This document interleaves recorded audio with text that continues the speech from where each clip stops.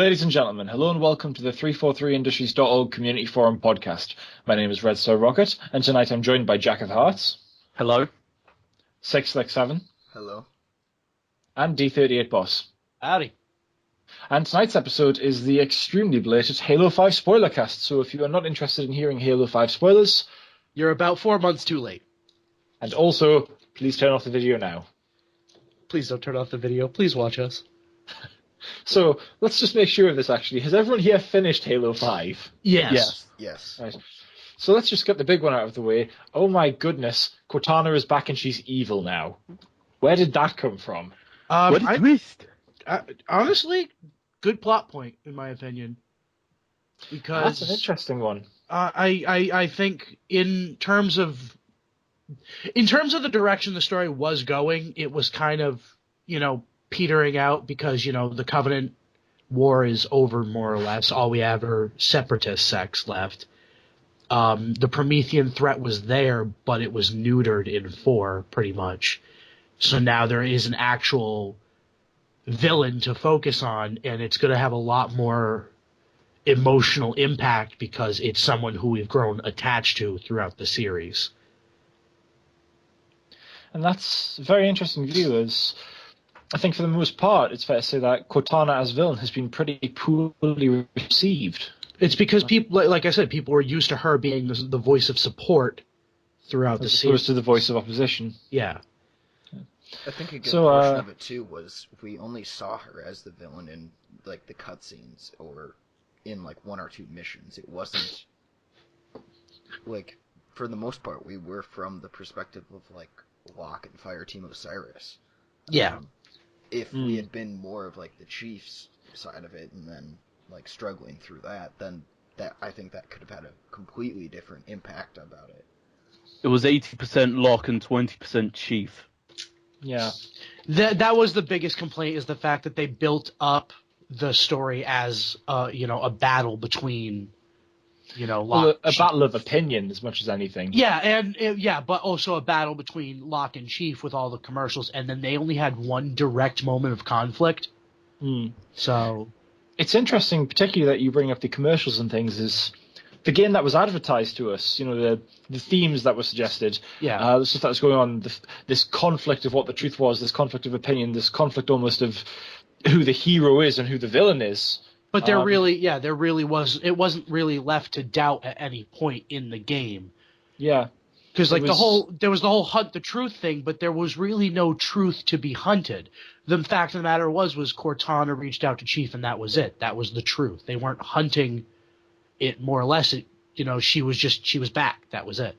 Yeah. Plus, as well, there wasn't really any conflict of interest between Locke and the Chief. There's that scene just after you fight the Warden Eternal for the first time, where Locke turns up, says he's going to arrest Chief, and Chief just walks off after being punched once, and that's it. So the game we got definitely wasn't as much of this sort of exploration, finding motives, finding mysteries as we were told. It possibly even fair to say that the advertising we were given didn't really have anything to do with the game we were given. Yeah, definitely not.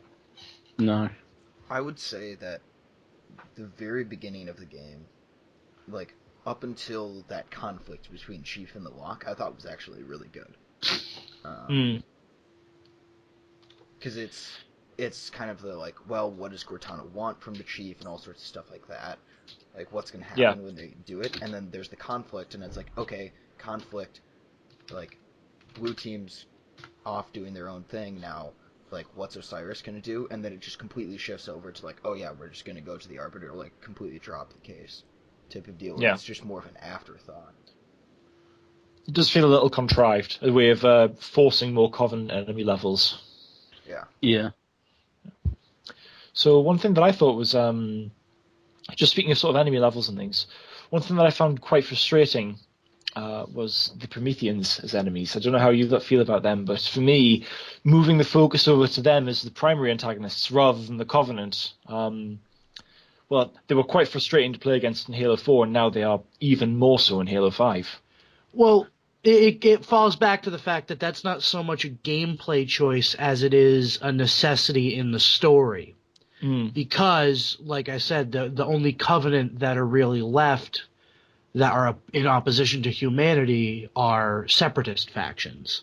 The Storm Covenant. Yeah. Yes. So it does kind of fall to the fact that the Prometheans are, like it or not, they're gonna need to be the main enemy unless they invent another enemy, because at this point, as far as we know in the story, the Covenant as it was no longer exists. The Flood have generally been dealt with in one way or another. We don't know if they're out there still. That hasn't been fully touched on. And, the Prometheans were dealt a serious blow, but they were still active because they're, all over Forerunner sites wherever they may crop up. Yeah. I mean, admittedly, I'm a little behind on my, Halo Expanded Universe, but am I right in thinking the Flood haven't actually been mentioned post Halo 3?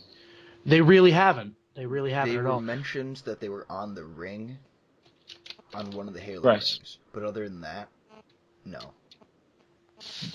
Which is a shame, as like them or not. They are a damn good motivator for story change. Yeah. Yeah. But also as enemies, I could actually see that being the plot of like the next few Halo games or whatever. Is Cortana's doing this stuff, like people go to try to stop Cortana, and then the Flood show up, and then it's Cortana and the Prometheans or whatever, in order to prove to be the mantle or whatever. Yeah, I mean, no matter what happens, the way the story's going, because obviously you've seen Cortana's trying to basically bring about the age of the AI, the Halo rings are going to come back into it because they only affect organic life. So I think eventually that's going to be like the Death Star moment for the next couple of games. Is she's going to probably try and find a ring to activate it. But that also brings back the original plot point of the rings need an organic to activate. So it's the main thing to also remember is I'm of the opinion that Bungie kind of handed 343 a mostly empty platter when it came to what they could do with the story.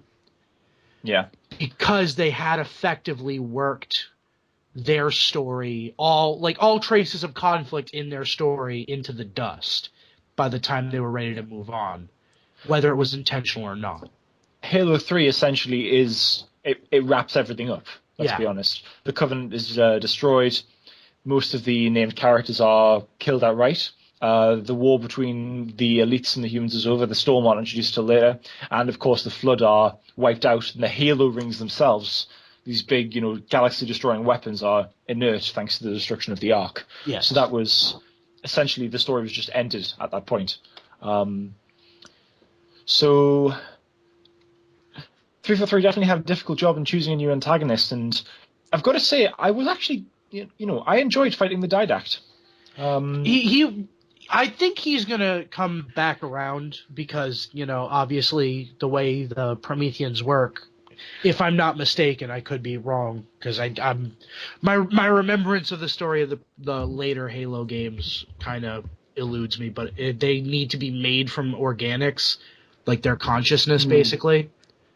So I wouldn't be surprised to see him come back in a manner as, kind of like the Promethean boss in Halo 5 that you have to fight. The Warden Eternal. Yeah. Didac is technically back, because after Halo 4 there's like that book or whatever that takes place.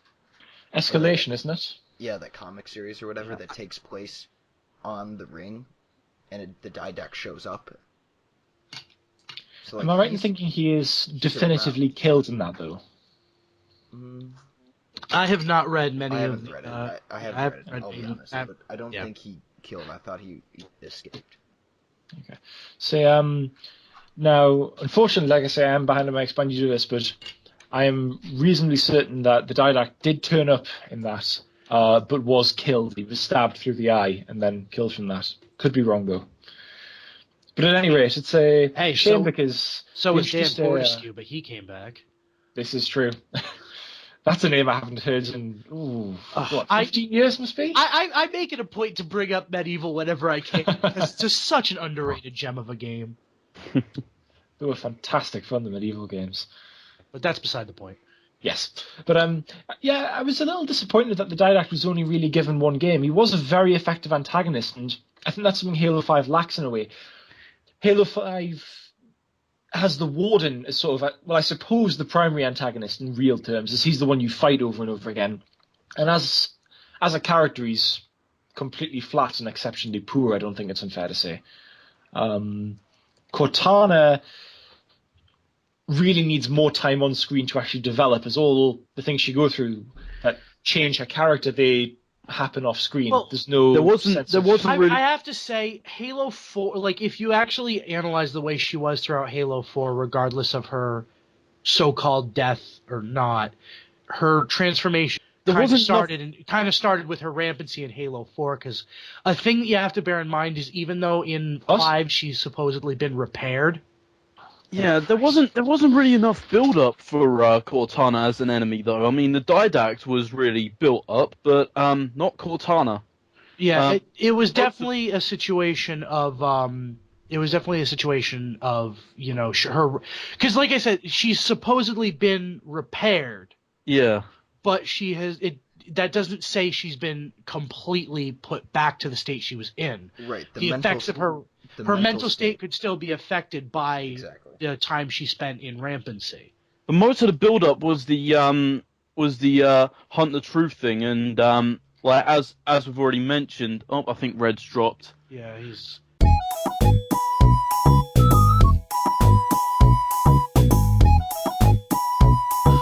We're so professional. So, where did we get up to when I cut out? We were talking about Cortana's build-up as a villain. Yeah, as a villain, yes. Right. Should we... Basically, there was none. Yeah. Are we still recording? Yes. And I wouldn't say there was no build-up. Basically, there was... I wouldn't say there was no build-up, because her rampancy was the build-up. That was the motivator. That was the inciting moment to her where it's like, okay, I was built in service of humanity, and now all humanity wants is, if I'm not functional, I'm not useful to them. Well, I think that was the whole point of the ending of Halo 4, was she could have stayed, but she was like, I'm probably just going to get deleted, or there's going to be a new me or whatever. No, because I'm just going to go to the domain. Yeah. At that point in Halo 4 is when she was repaired, it seems like. Like, she was fine once the Didact was gone. And I think... So to me, it feels like a sort of false build-up in a way, though, because particularly at the end, you know, with the I'm not coming with you this time, she puts her hand on his armor and says, welcome home, John, and then disappears. To me, that seems more like Cortana is accepting that she's going to die. You know, no, she's not. But see, that's a kind of a false pretense.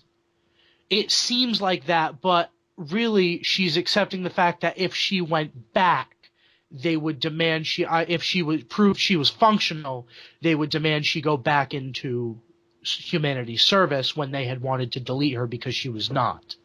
So instead of doing that, she was just going to go and do her own thing, which is what Halo 5 is about. It was a little bit too open-ended, though. Here's the thing, it was open-ended, but it really wasn't when you actually look at the pieces now that they've kind of slid together a little bit. Yeah. Well, definitely. I think another thing is, at the end of Halo 4, she has that moment of... Sorry, just a moment. Wait, what?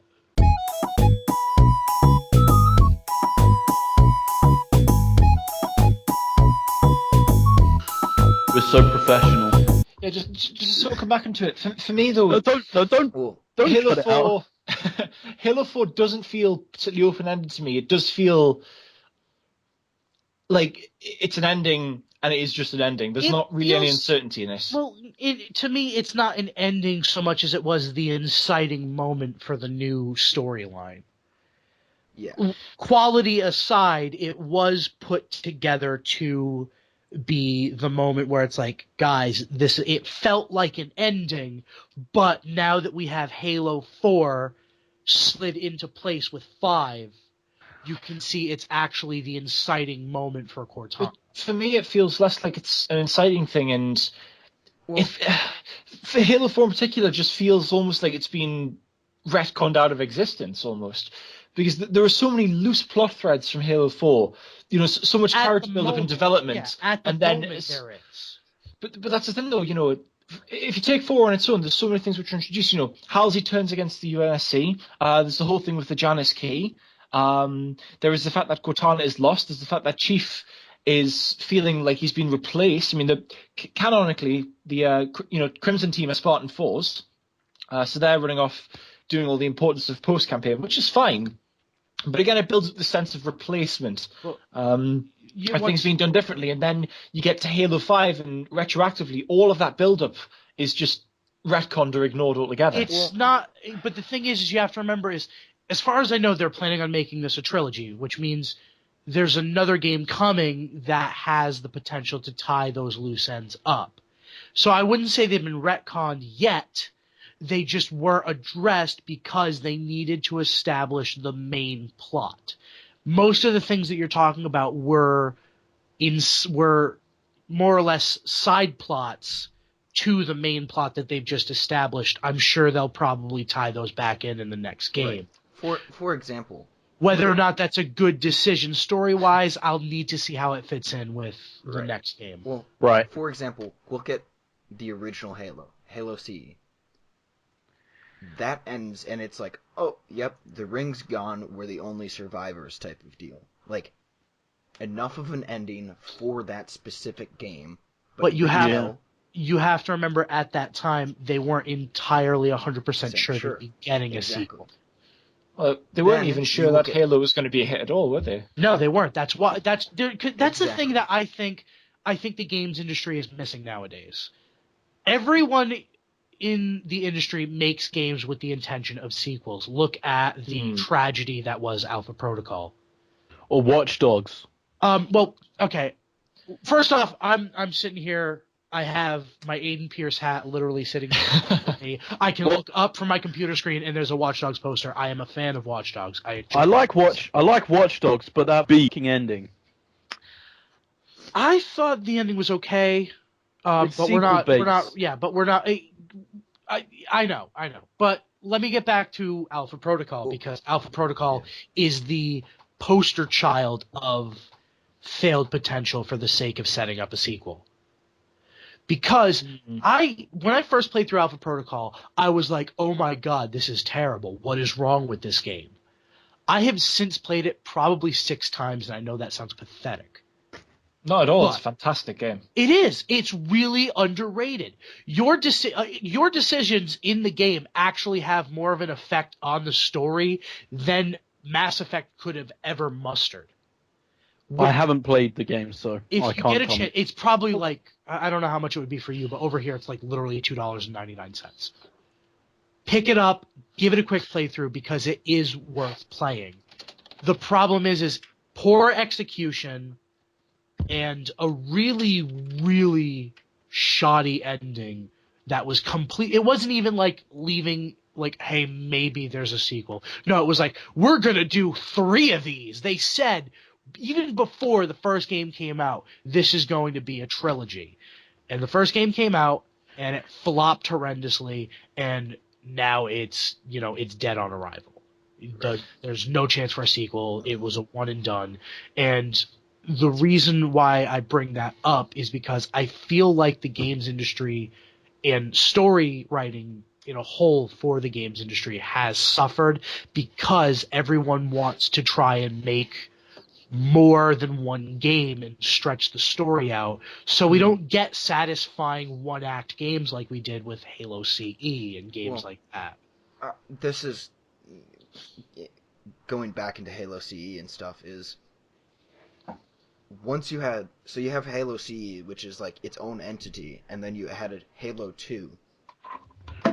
Halo 2 was there's probably going to be a third Halo after this. It wasn't it was, wait for Halo 3. Halo 3. The ending of Halo 2 was by Halo 3. That is legitimately word for word what the ending was. Yeah. But essentially, in the context of Halo CE to Halo 2 to Halo 3, Halo CE was just like the starting event that kind of clicked it all off.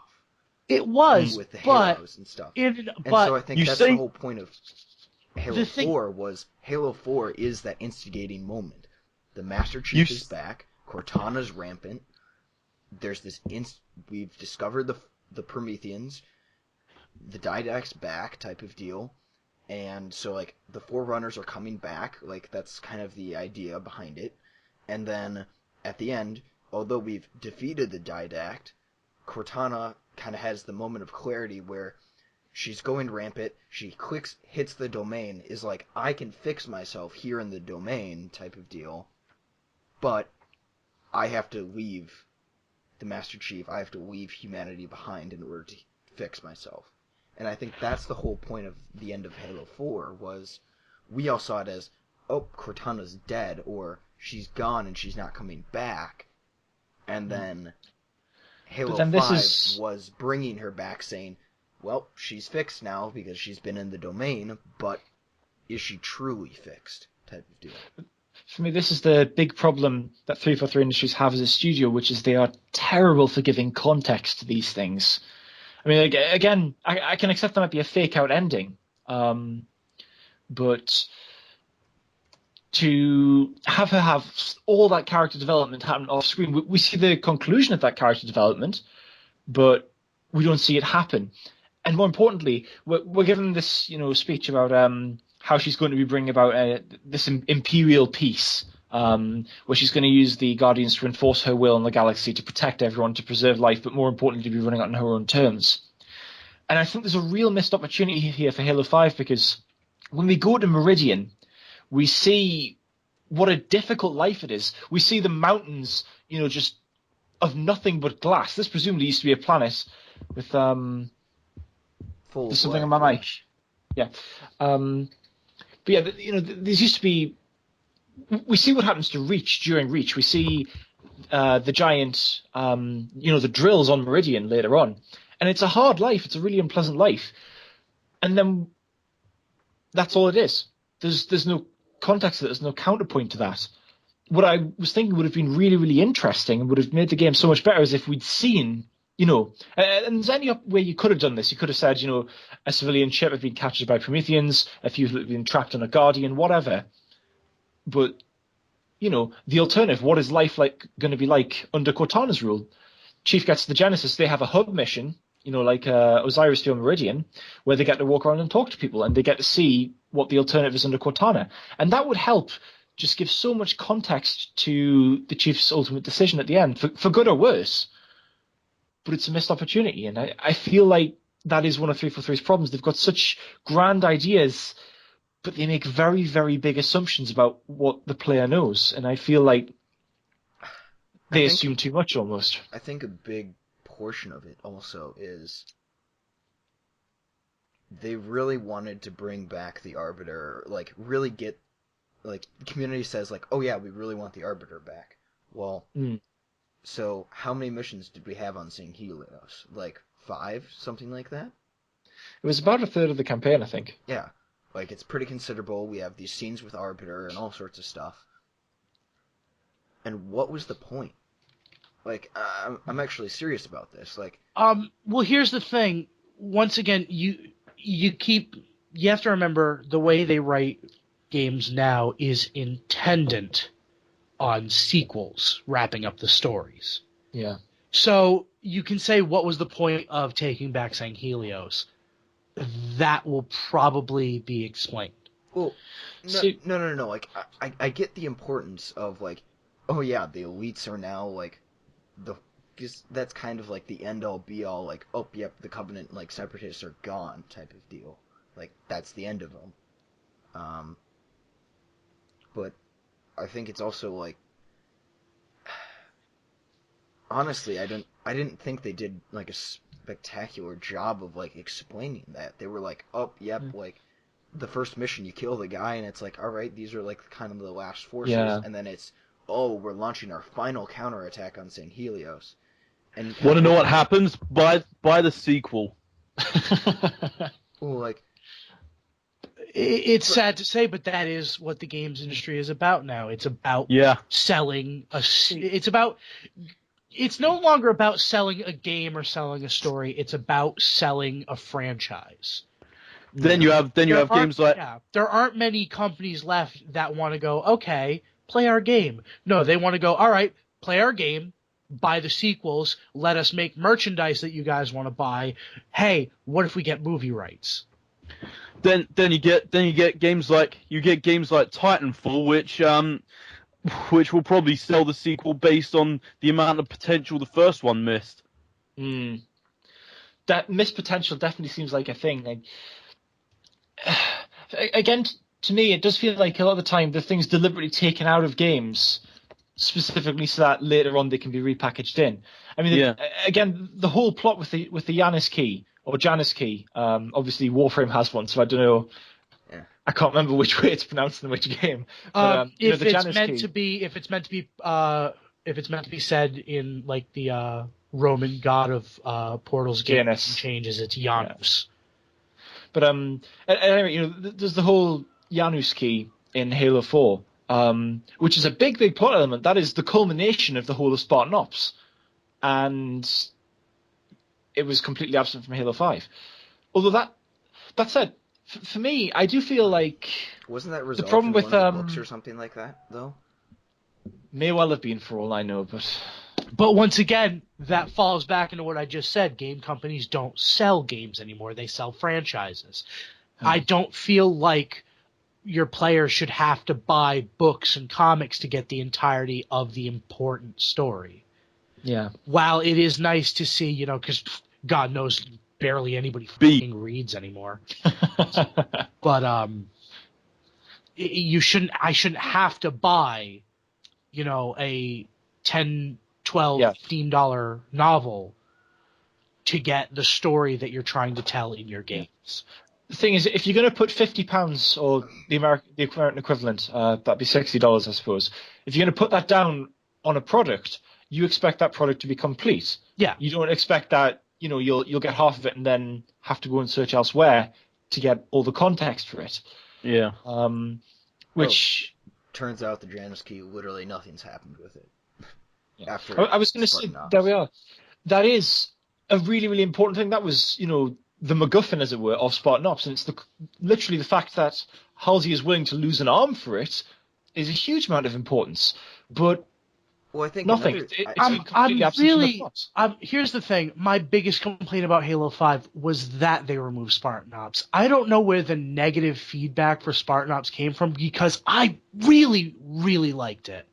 It's exactly what I want in a Halo game, which is a cooperative story based around your own Spartan. I thought thing is though with Spartan Ops, go on. I think part of the big deal was a lot of people just wanted Firefight back, and so I liked having an actual objective rather than just playing a survival game.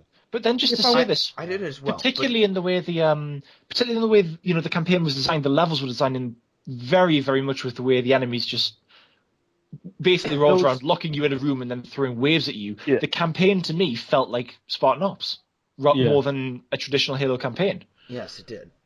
What were you going to say, Jack? Thing is, though, Spartan Ops, it was fun for the first playthrough, and then you never really want to play it again. I don't know. I played it through at least 3 times. Really? It had a few levels which were really good. A while back. Maybe they could have continued Spartan Ops in the future, in like Halo 5 and all the future Halo games. So it'd be like two separate stories, Yeah, but for some reason, apparently 343 got negative feedback about it, so they can. I think a big portion of it was when they first announced Spartan Ops. They said, we're gonna have 50 missions at launch, and then every week we're gonna or every 2 weeks or like once a month or something, we're gonna release an additional 5 missions or whatever it was. Yeah. So they did that for that first extra season that they did. So we ended up having 10 episodes with 5 missions each. And then if you're wondering, and then at the end of that, they concluded that storyline, and they were like, well, we're not going to do any more.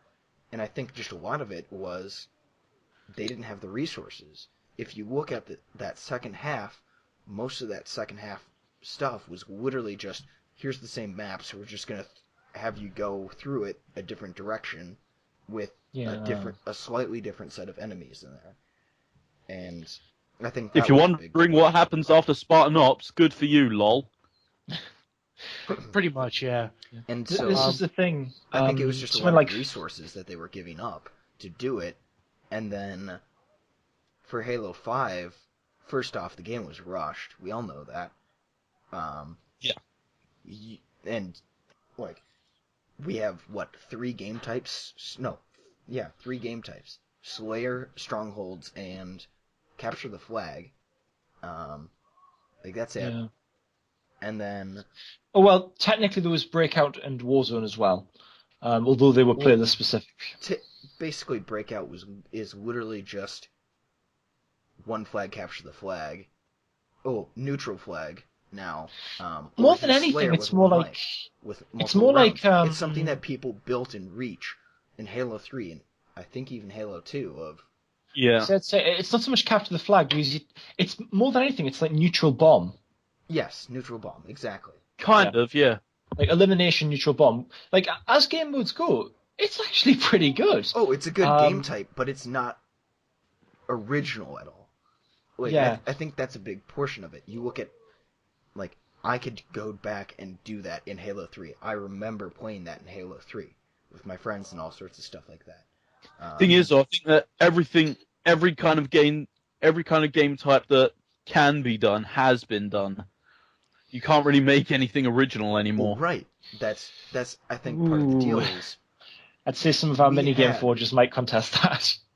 Right. Well, yes, I would definitely contest that actually. But from a game maker's perspective, you have so many different game types that are in the Halo engine already.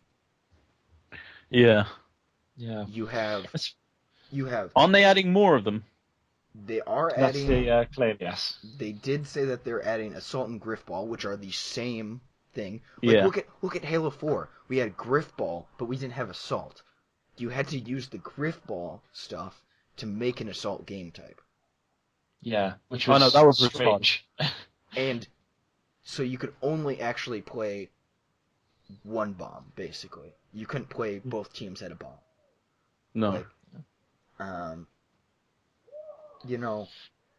which is a shame, as obviously, I will praise Halo 3, as high as I believe it deserves. So I know I do this a lot, but one of the things that was really, really great from Halo 3 just was the sheer diversity and complexity of game types you could manufacture. We had stuff like VIP back in Halo 3. I think that was the last time we saw it. I don't remember it being in Reach. But more than that, there was so much fun you could do just with coming up with crazy game types. I mean, Griffball was essentially, it started out as an offshoot of Assault in Halo 3 because and now the guys over Red vs. Blue came with that. Yeah.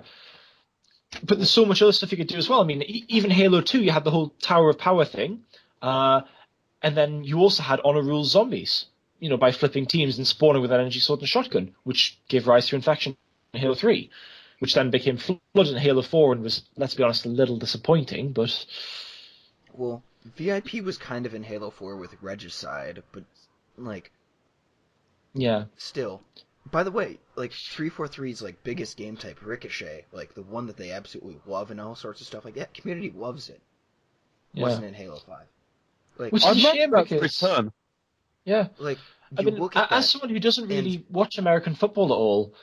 To have something like Ricochet, which seems, from my understanding, to be quite heavily based off it, I can kind of see the appeal of it. I would say it's more like handball more than anything else, but yeah, no, it is similar to it. Yeah. I thought that was one of the best game modes in Halo 4, if not the best. It took them half a year to get it out, but still, that was. I remember because that was the 4th and final DLC. And I remember they announced it, and people were like, ugh. This is...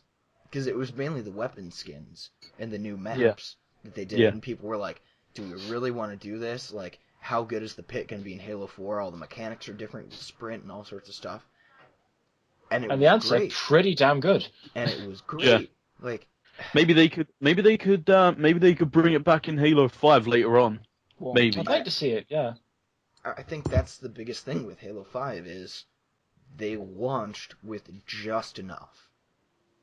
See, I think the term that's thrown out is the pacing content. They want to keep bringing stuff in. The way they pace the content is they're trying to make it so you weren't overwhelmed at launch, which honestly, I don't see how that could be a downside, but that seemed to be what they were going for. I would mention. And the way they're pacing the content, I believe they're trying to use it as a strategy to keep the player count, consistent. Yes, but like with the low amount of content, people get bored really quickly, so it can backfire. Yeah, but that's also why they keep, every now and then they dole out a new piece of content. Player count spikes a little bit since there's something new to check out. They were gonna release free DLC and stuff, and I think that was something of first year you're gonna give out free DLC. Fine, I'm completely fine with that. But the thing is it's not free because you have to remember with their microtransactions, the way they're doing the microtransactions in it, you've basically the DLC's been paid for. Yep. And I'm obliged to remind everyone of this, the real money gambling rec system. Yeah. Which, on that point, we should move a little bit more into, actual multiplayer. Cool. Yes. I would... We'll stay away from the rec system because I will unfortunately destroy the podcast if I get talking about that. Oh, you and me both. It's the reason I stopped playing. Well, yeah, it does. It does suck pretty bad. And with that, let's move on quickly. Yes. I will just say one thing about Forge and DLC and all sorts of stuff like that. Yes. The staff of the Forge team, their decision not to put it on Halo 5 at launch and delay it a month and a half, I think was the best decision that they made. Really? From my understanding of this is when they brought in Psycho Duck and Kane and everyone else, like those 5 Forgers back in August, to do like the initial stuff of Halo 5 Forge, which is what they had, which would have been what shipped. They were blown away by it, but they said, there's still things that we want to do and stuff like that. So they made a lot of changes based on that feedback. And you look at it, and when that came out, even like those 5 Forgers said, holy shit, there's stuff that's in here that we didn't see. Because they only saw a very small portion of that. Yeah, seeing... And now you're looking at the announcements, you have, here's a new map, here's this, and then there's a small little section on the bottom that says, in Forge we're adding in the Halo 2 battle rifle, and this, and this, and this, and we reshaped the organization of these objects, we're doing all this stuff, and we're fixing these glitches. And it's like, I think that Forge team, honestly, I can really applaud their work. No, the Forge team on Halo 5 is definitely the current MVPs of the Halo 5 team. Yeah, definitely. But seeing what has come out in recent months for Forge, that pod racing map, there's a game type. How fantastic was that? Yeah, there's a game type called Flapjack that I saw the other day that was so hilarious to watch. It almost made me consider actually just starting to play it. It sounds underwhelming, but it made me consider starting to play Halo 5 again, but not entirely. But it's cool to see adding the mechanics where you can weld, physics objects onto vehicles and create these specialized game types, because I guarantee no one except for the person who made that game type looked at a Banshee and thought, hey, let's make that a spatula. I mean, by and large, Halo 5's Forge does seem to be very successful, but the counter to that, I suppose, is there have been quite a few criticisms leveled at the matchmaking team for the way they've approached Forge maps. As Orion, when that was launched, a lot of the Forge maps that they started with were not tested extensively. There were exploits. There were areas you could get out of the map easily, and they were very shoddy, unbalanced maps. And people were like, your first DLC is going to be Forge maps that aren't even really worth it. Like they were unique, but they weren't unique in a good way. I think a big portion of that is you had the forgers go in there and they're like, all right, here's the base design of the map, but as a Also, forger myself, like, you can literally spend a few hours in Halo 5. This doesn't take as long because of stuff where you're just tweaking small little things just because you're like, in this room, I want to make this area of the map balanced. And so, like, you'll spend a lot of time doing that, but then, like, other places in the map aren't balanced, and you know that. So you, you have to go and spend time there, and it's quite clear that 343 after, although, like, the general layout was done and certain things were done, the 343 people who went in and did that were not experienced. Didn't really appreciate what was the intention. Yeah. The Forge canvases were way too small. Yeah. Here's the thing. Actually, my primary issue, and this is kind of moving off the whole Forge thing.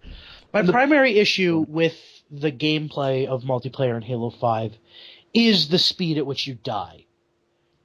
And the kill times are very low. And the thing is that would be fine if it wasn't for the fact that most of the maps you play on are very, very long sight lines with limited cover. Yeah. Because you won't, like, playing CTF and, what's it called? Standoff, Stalemate, whatever the hell the name of the map is. There are, like, 3 rock clusters in the middle, and the rest of it is almost an open valley that you have to sprint through to get to the other side, and I get it. Oh, it's supposed to be a standoff. Yeah, last time I checked, unless it was full balls-to-the-wall action, standoffs weren't fun. People didn't like Husky Raid and games like that because the standoff was like, oh, we're dying 30,000 times. They liked it because you had to calculate your moves, not just hope they don't see you when you're sprinting across the field. I mean, for me, this is one of the big criticisms I had of Halo 2 Anniversary, particularly when, they were doing the World Championships and things and that. I actually tuned in to watch a few of those, and what I noticed was that there was I forget exactly which series it was, but there was a series of matches in which they were going back and forth on lockout, and it kept resulting in draws because every single time the team. And a lot of this, again, is because of the way Halo 2 is designed, particularly the emphasis on the battle rifle and the fast time to kill. But a lot of it does seem to devolve into two teams pick an area of the map to occupy with sightlines on the other, and then what they'll do is they'll quit. You'll have one player move out the side. They basically play it like World War I, where it's a stalemate, and every now and then somebody pops out of the trenches. Yeah. Well, and that is lockout for you. Like, you look at the scores historically on that. That's how professional, quote unquote, professional Halo players play their game. It's very long, drawn out stalemates with small periods of action, from what I've seen. And I think this is this shows in the way the maps are designed, because 343 make a big point out of they've had the pro team come in. Which was the biggest mistake they could have possibly made, because I don't give a crap what the pro team likes. What they like is not fun. What they do is about winning, and you need to practice the way they play to win. And I do not have time to practice your game to get good at it, to actually enjoy it. I have other things I need to do, 343. There does seem to be a distinct lack of catering to more casual players. Which I don't like the fact that casual has become this dirty word in gaming. I'm a casual Halo player. I'm still a diehard fan, but I'm a casual player. I like to pick up Halo, play a couple matches, go, all right, that was fun. Let's move on. You peasant. Shut your mouth before I smack it out of this goddamn podcast. Just remember, I'm editing this. I could cut you out entirely. I think that's a big point of, you look at Halo 3, what do you guys do when, like, you have a few friends over or something like that? Like, you would hop onto Halo 3, go into matchmaking, and if you wouldn't even do that. Won. Like, the thing is, what you do as often as not is you'd have a mate round, you'd all bring your own controllers, and you'd set 2 Xboxes up, you'd play 4-on-4. LAN. Yeah, exactly. Oh, exactly. Yeah. Have a couple of pizzas, grab some beers, and you just make up stupid game modes and play them. You make a really, really terrible Forge map, and then everyone has rocket launchers. Yeah, which is where my next point comes in. I want to see Action Sack make a good comeback, and I don't mean play CTF and then Assault. No, I want to see the good old Action Sack where you play. Here's Griffball pops up. Now it's Ricochet. Now it's a random mode of zombies. You play the creative game modes, not the competitive. Because I would like to see a playlist where you get to play, a quick round of Husky Raid. Then it switches over to Flapjack. It goes crazy. I think another big thing is we don't have split screen. Yeah. No, or LAN in general. No, the days of couch co-op are dead. It's the second. It's dead. The second Halo, Halo was the bastion of, hey, have some buddies over, let's play some games. That's gone now. Like they just dropped that. Down GoldenEye for the N64. So, I don't know how many of you guys are aware about this, but over a month ago, I was back at home, back from during break, and my Xbox 360 had some issues. So I was actually considering going out and getting a new one, not a brand new Xbox, but like a used one or something like that, and getting a new one to use. Yeah, I was thinking about that, and it turns out my Xbox worked fine and stuff. And so the whole story was pointless anyway. But even after that, I'm still considering going out and buying an additional Xbox 360 and buying an additional copy of Halo 3. Because I can honestly consider saying, I'll probably never use this or whatever, but if that Xbox 360 one of them crashes, then I have the other one. But the other thing is, if I have some buddies or whatever... You could do a LAN party. Yeah, exactly. Yeah. LAN parties... It's a shame to say this, but LAN parties don't really just happen spontaneously anymore. We used to get them a lot, particularly for me. Because you used to have your buddies in the neighborhood who had, they had the system, they had the game, and you'd come over, you'd hook it up. It wasn't a complex thing to do. No. Nowadays, with the way the systems work, if you could figure out how to do a LAN party at all, congratulations. Well, as far as I'm aware, Halo 5 doesn't even have LAN capability. It doesn't. The Xbox One doesn't. Which is disappointing on just about every level. It is. Yeah. Because there's too much of a focus, it really is. It's somehow, with the expansion of social networking, being actually social has died. Because, I remember the days back when, Halo 1 was the big deal. I remember having friends come over and hooking it up and playing it and, being able to turn to your friend who has been sitting in the corner with the rocket launcher the entire game and hit him. And also... you don't get that kind of experience anymore. Now it's just angry kids calling each other racial slurs over the internet. Yeah. I think here's a big portion of it. You go look at Nintendo for a second. Look at the newest Super Smash Bros. Game. Yeah. Yeah. I know people who own the game, own Wii U's and stuff. I will go over and play that with them or whatever, and they'll only have 2 controllers. That's it. That's the core of it. That's how much you play with other people.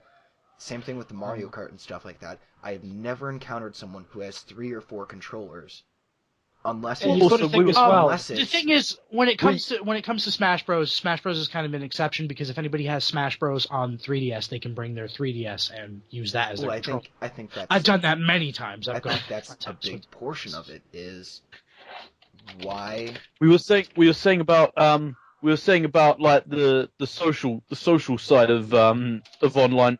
Of multiplayer gaming in general, right? But the thing is, though, nobody ever actually uses their mics, or they're just in party chat. Yes, that's a really good point. This is so strange as well. The early days of Xbox Live, everyone had a microphone and everyone was always trash-talking the other team. Now...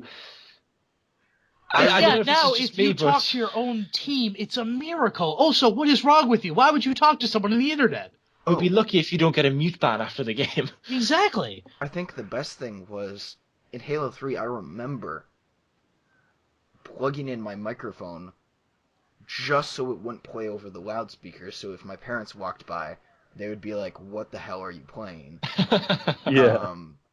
You know, like, you think about that, and now, like, I can honestly just, like, I'll have my mic on, but it's only if I go into, like, a competitive thing, and I'll, like, call out some things once in a while, and if at the beginning of a match or whatever, I say, like, "Hey, anyone got a mic?" type of deal, because if I can get at least one person on my team with a mic, and they can just call out random shit, even if it's horrible call. And all the little kids who play online.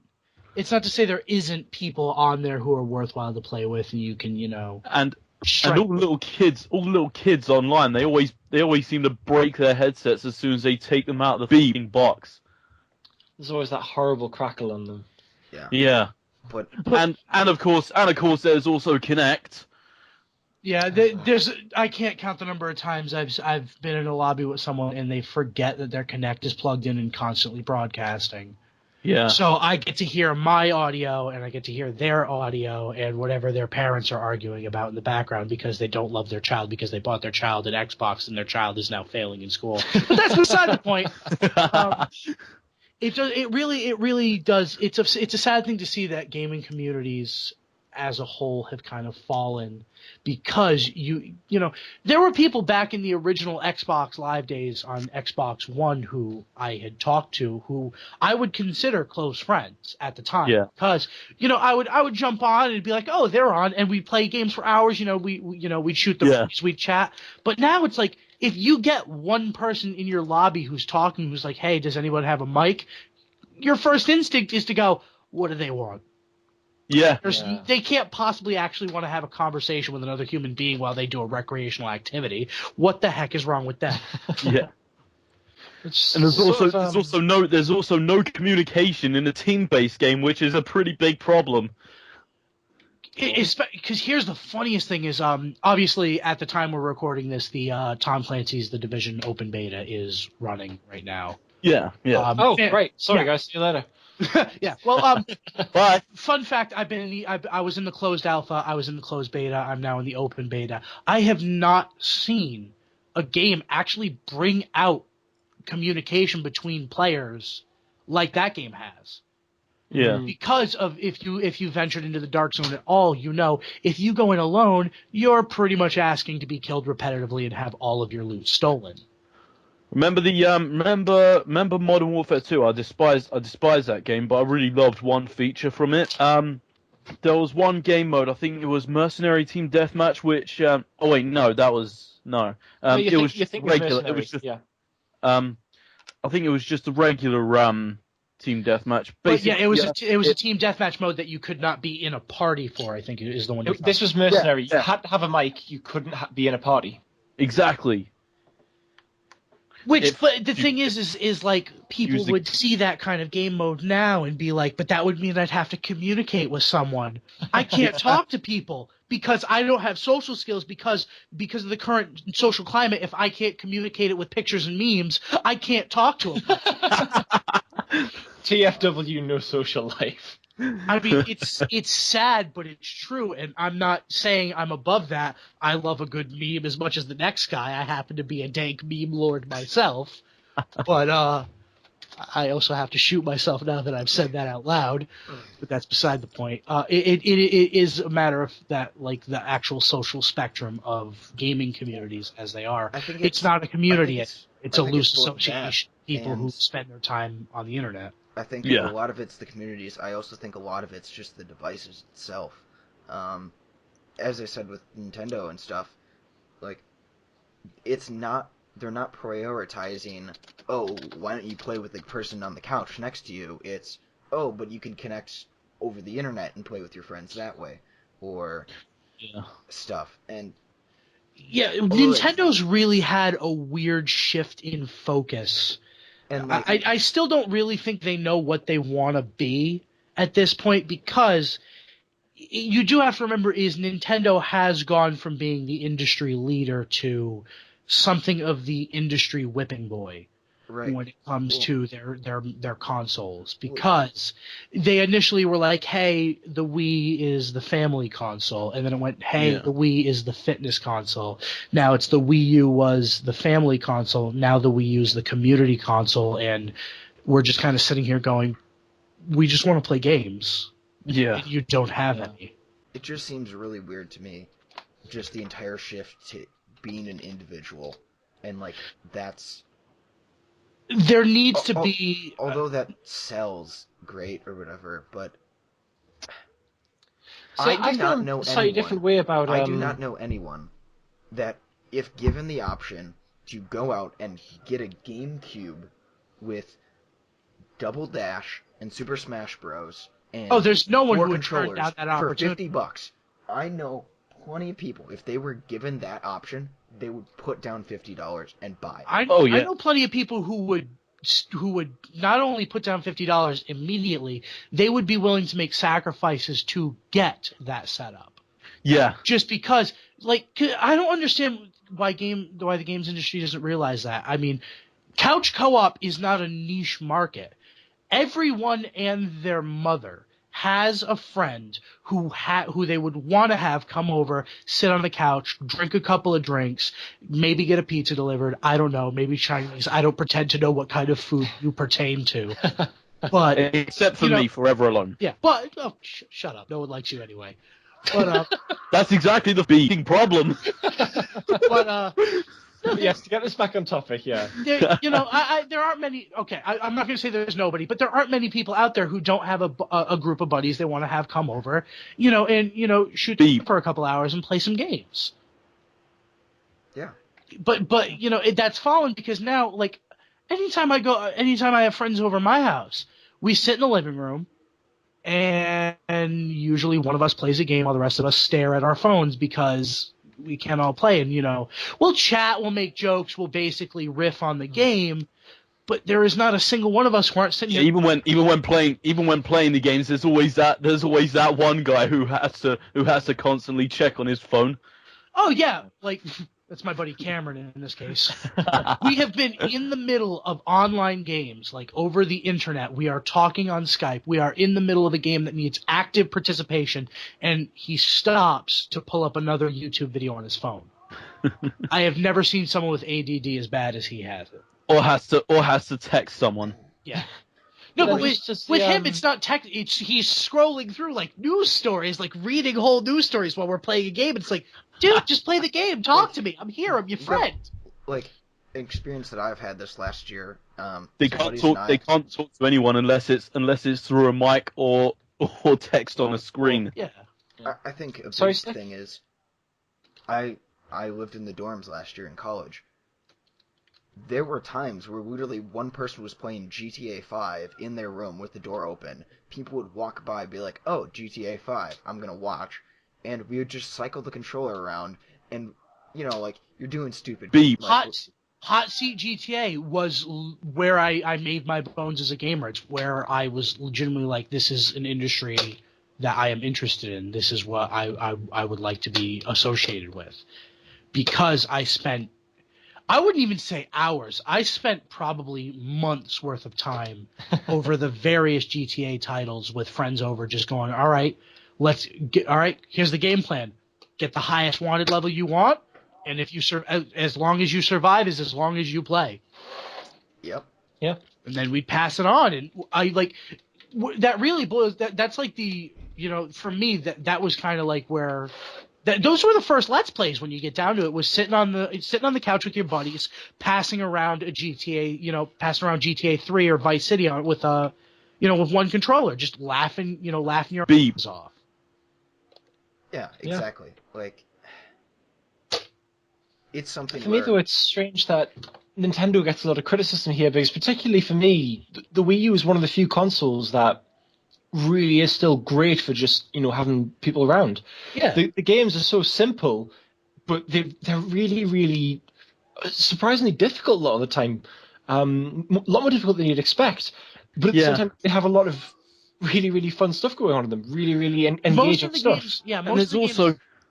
there's also the fact that the Wii U actually has a decent library of exclusives, whereas the Xbox One and PS4, they're mostly just multi-plat games. Yeah, well, the Wii U, no matter what, any Nintendo console usually corners the market when it comes to their exclusives. Yeah. Not saying that their exclusives are better, but they're always going to have more exclusives because Nintendo kept a lock on all of their characters. Yeah. They have a library of characters. They have the Marios. They have, the Zeldas and the Links. They have, Donkey Kong and whatever. So no matter what, they're always going to have exclusives that players are going to shell out money for. That's one of also the reasons why when anytime anyone says, "Oh, Nintendo's not going to be around much longer," it's like, are you insane? By the way, the new Star Fox makes me want to buy a Wii U. I have one, and I bought one before I realized that was coming out, and I'm really excited for that. But anyway, yes. I think we're getting on toward the end of our time here. Yeah, we are, mainly because you guys just typed it into the text chat, but they can't see that. But I'm gonna give that behind the scenes look anyway. But to wrap it up, the Wii U is one of the few consoles I've seen. Most of the games I played have a strong couch co-op mode. Nooper. Yeah, that's what I meant to say. New Super Mario Bros. Has a 4-player local. All good things that you can have people around to play. Yeah, Smash Bros. Always has local play.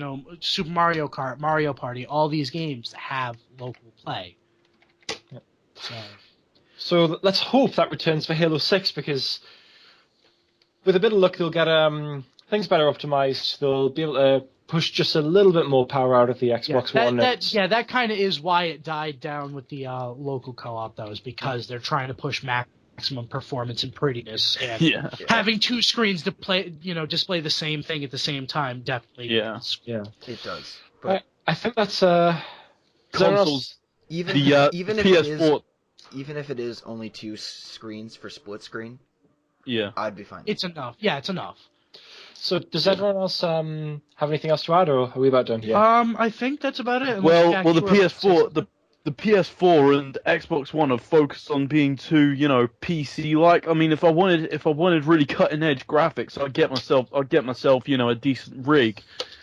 But people don't buy consoles for cutting-edge graphics.